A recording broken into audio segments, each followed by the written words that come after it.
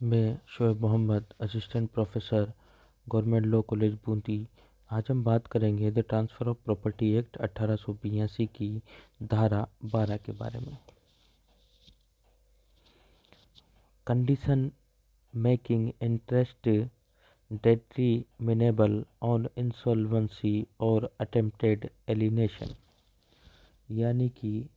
दिवालिया या प्रयतित अन्य संक्रामण पर हित को पर्यवसेय बनाने वाली शर्त।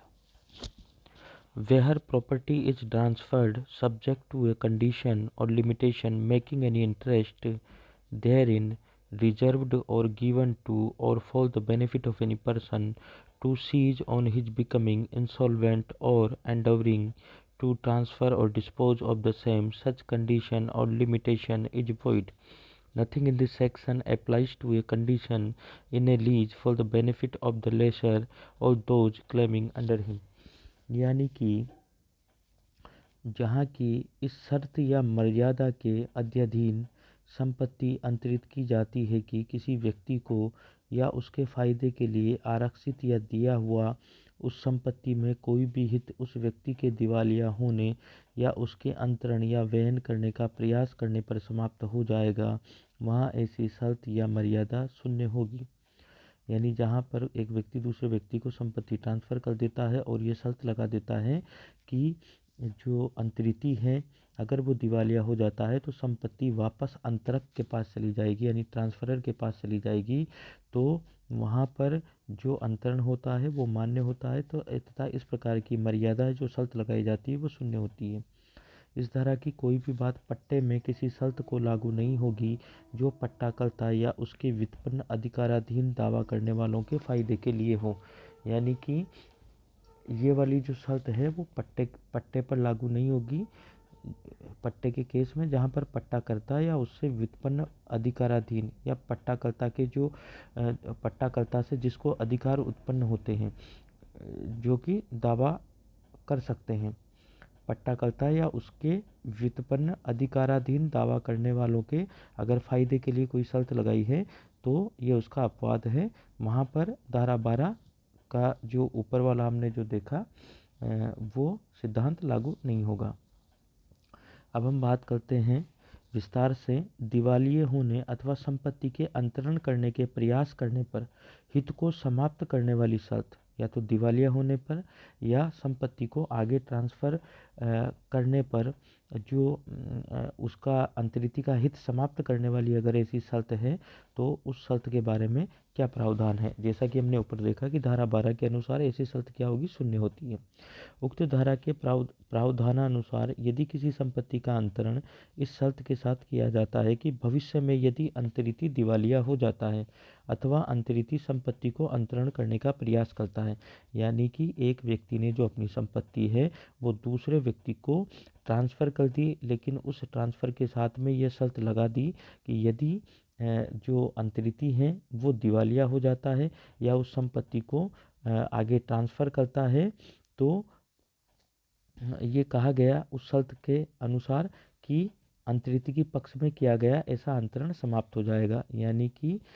कब समाप्त हो जाएगा, जब एक ट्रांसफरर जो होता है उसने अपनी संपत्ति ट्रांसफ़र कर दी किसको, ट्रांसफरी को, अंतरिती को। अगर अंतरिती दिवालिया हो गया या अंतरिती ने अपनी संपत्ति को आगे ट्रांसफ़र करने की कोशिश की तो इस प्रकार से जो अंतरिती का जो हित है उस संपत्ति में वो समाप्त हो जाएगा। यदि इस प्रकार की कोई शर्त लगाई गई है तो वो संपत्ति वापस अंतरक के पास आ जाएगी। इस प्रकार की अगर कोई शर्त लगाई गई है ना तो वो शर्त शून्य होगी तथा इस प्रकार का अंतरण वैध है। यानी कोई भी व्यक्ति जब अपनी संपत्ति को किसी अन्य व्यक्ति को ट्रांसफ़र करता है तो वो इस प्रकार की शर्त नहीं लगा सकता कि अंतरिती के दिवालिया होने पर या अंतरिती के उस संपत्ति को आगे ट्रांसफ़र करने पर वो संपत्ति वापस अंतरक के पास चली जाएगी, क्योंकि अगर ऐसी शर्त लगाई जाती है तो धारा 12 के अनुसार इस प्रकार की शर्त जो होगी वो शून्य होगी तथा इस प्रकार किया गया अंतरण वैध होगा।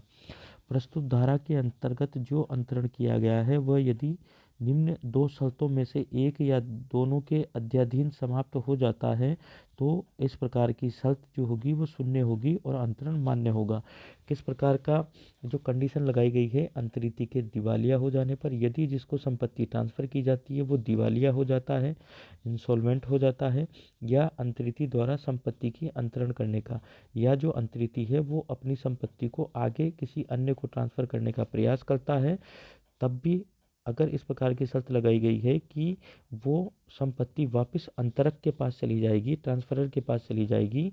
तो इन दोनों कंडीशन में इस प्रकार की शर्त लगाई जाती है कि दिवालिया होने पर अंतरिति के या अंतरिति के द्वारा संपत्ति का अंतरण करने के प्रयास करने पर वो संपत्ति वापस अंतरक के पास चली जाएगी। यदि इस शर्त के आधार पर संपत्ति का अंतरण किया गया है ट्रांसफरर के द्वारा ट्रांसफरी को, तो धारा 12 ये बात करती है कि इस प्रकार की जो शर्तें होती हैं वो शून्य होती है तथा अंतरण मान्य होता है। उदाहरण के लिए हम बात करते हैं कि अ अपनी संपत्ति ब के पक्ष में अंतरण करता है तथा साथ ही यह शर्त आरोपित करता है कि भविष्य में यदि अ दिवालिया हो जाता है अथवा वह अपनी संपत्ति को अंतरित करने का प्रयास करता है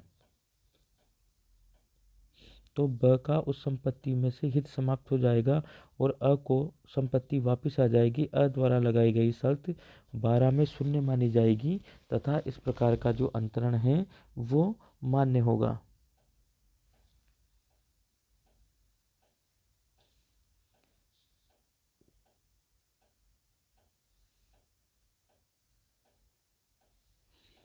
तो यहाँ पर जो है A transfers his property to B subject to the condition if B becomes insolvent, यानी A transfer his property to B subject to condition that if B becomes insolvent or he endeavors to transfer the same, B's interest in the property shall cease to exist and the property shall revert back to A. Condition imposed by A is void but the transfer shall be valid। यानी कि यहाँ पर जो संपत्ति है उसमें अगर इस प्रकार की शर्त लगा दी जाती है कि ए ने अपनी संपत्ति बी को ट्रांसफ़र की, बी दिवालिया हो गया, या बी ने क्या किया, संपत्ति को आगे ट्रांसफ़र करने का प्रयास किया, तो ये संपत्ति वापस अंतरक के पास चली जाएगी। तो धारा 12 स्पष्ट रूप से इस बात के बारे में प्रावधान करती है कि इस प्रकार का जो शर्त है वो शून्य होगी और अंतरण मान्य होगा। जिस प्रकार से हमने उदाहरण में देखा था कि अ ने अपनी जो संपत्ति है बी को ट्रांसफ़र कर दी और साथ में ये शर्त लगाती कि बी अगर दिवालिया हो जाता है या उस संपत्ति को अंतरित करने का प्रयास करता है तो बी का उस संपत्ति में से हित समाप्त हो जाएगा और संपत्ति अ को वापस आ जाएगी। तो यहाँ पर अ द्वारा लगाई गई ये शर्त है वो धारा 12 में शून्य मानी जाएगी और अंतरण मान्य होगा। धारा 12 के प्रावधानों का मुख्य उद्देश्य अंतरिति के ऋणदाताओं के हितों की सुरक्षा करना है। किस प्रकार से? जिससे कि अंतरिति के दिवालिया होने पर उसे अपने कर्ज के लिए निराश न होना पड़े। क्योंकि अगर मान लो धारा 12 के अंदर ये शर्त नहीं लगाई जाती तो ये संपत्ति वापस ब से अ के पास चली जाती ब के दिवालिया होने पर, और उससे क्या होता है कि जो ब के जो कर्जदार थे उनको निराशा होनी पड़ती और उसके ऋणदाताओं की जो ऋण की है वो सुरक्षा नहीं हो पाती। तो इसलिए शर्त आरोपित की गई है कि जो अंतरिति बी है उसके ऋणदाताओं की सुरक्षा हो सके और जो अंतरिति के दिवालिया होने पर उनके कर्जे के लिए जो उसके ऋणदाता हैं उनको निराश नहीं होना पड़े। अंतरिति के दिवालिया हो जाने पर उक्त शर्तों के होने के बावजूद संपत्ति अंतरक को वापस नहीं जाएगी, अपितु सरकारी जो निष्पादक होगा, ऑफिशियल रिसीवर जो होता है, उसमें निहित हो जाती है। जहाँ तक दूसरी शर्त का प्रश्न है कि धारा 10 के प्रावधानों के अनुसार ही शून्य है, क्योंकि संपत्ति के अंतरण करने में अवरोध करने वाली शर्त आरोपित नहीं की जा सकती। जैसा कि हमने धारा में 10 में पढ़ा था कि संपत्ति को अंतरण करने पर यदि पूर्ण रूप से रोक लगा दी जाती है तो ऐसी शर्त शून्य होती है। तो यहाँ पर जो दूसरी शर्त है धारा 12 के अंदर वो धारा 10 के प्रावधानों के अनुसार भी शून्य है। उक्त धारा में दिए गए प्रावधान अधिनियम की धारा 31 में निहित सामान्य सिद्धांत के अपवाद है, जिसको कि अपन धारा 31 का जब चर्चा करेंगे तब पढ़ेंगे डिटेल में। धारा 31 में यह नियम है कि कोई भी हित इस शर्त के साथ सृजित किया जा सकता है कि वह कोई अनिश्चित घटना के घटित होने पर समाप्त हो जाएगा। ये धारा 31 बात करती है कि किसी भी अनिश्चित घटना के घटित होने पर वो जो अधिकार है वो समाप्त हो जाएगा। धारा 31 के प्रावधान धारा 12 के प्रावधानों के अध्याधीन है, यानी धारा 31 के जो प्रावधान है वो 12 के अंतर्गत आते हैं। अतः यह धारा 31 का अपवाद है। तो धारा 31 के बारे में हम चर्चा धारा 31 के पढ़ते समय करेंगे डिटेल में। अब हम बात करते हैं अपवाद की। धारा 12 का क्या अपवाद है? उक्त धारा 12 में दिया गया सिद्धांत पट्टे के मामले में लागू नहीं होता। पट्टाकर्ता पट्टा देते समय इस प्रकार की शर्त आरोपित कर सकता है कि पट्टे ग्रहीता के दिवालिया हो जाने पर, यदि पट्टा ग्रहीता है जिसको कि पट्टा दिया गया है, अगर वो दिवालिया हो जाता है अथवा सिकमी पट्टे या उप पट्टे पर दिए जाने के प्रयास करने पर पट्टा समाप्त हो जाएगा। यदि जो लीज की जाती है, पट्टा किया जाता है, उसमें ये शर्त लगा दी जाती है पट्टाकर्ता द्वारा कि पट्टा ग्रहीता के दिवालिया होने पर और पट्टा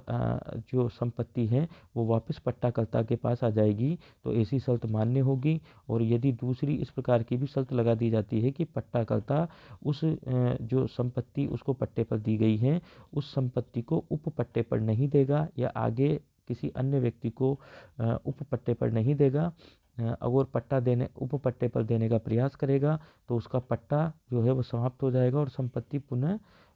जो पट्टा करता है उसके पास चली जाएगी। इस प्रकार ये धारा 12 का अपवाद है जो न्यायोचित भी है, क्योंकि तो इस प्रकार से पट्टे पर ही इस प्रकार की शर्त लगाई जाती है तो वो दोनों शर्तें मान्य होगी, क्योंकि पट्टे द्वारा किया गया अंतरण में अंतरिति को सीमित अधिकार ही अंतरित होते हैं। क्योंकि पट्टा जब किया जाता है पट्टाकर्ता के द्वारा तो कुछ सीमित अधिकार ही पट्टा ग्रहीता को दिए जाते हैं, पूर्ण अधिकार पट्टा ग्रहीता को उस संपत्ति में प्राप्त नहीं होते, इसलिए वह ऐसी शर्त आरोपित कर सकता है। तो धारा 12 का अपवाद क्या है? पट्टे की स्थिति में, कि अगर पट्टे की स्थिति में जो पट्टा करता है पट्टा देते समय पट्टा ग्रहीता को इस शर्त के आधार पर पट्टा देता है कि अगर पट्टा ग्रहीता दिवालिया हो जाता है या उस संपत्ति को उप पट्टे पर देता है तो उस पट्टे की समाप्ति हो जाएगी और पट्टा ग्रहीता से वो संपत्ति पट्टाकर्ता को वापस चली जाएगी। तो इस प्रकार की शर्त पट्टे के मामले के अंदर मान्य होती है। धन्यवाद।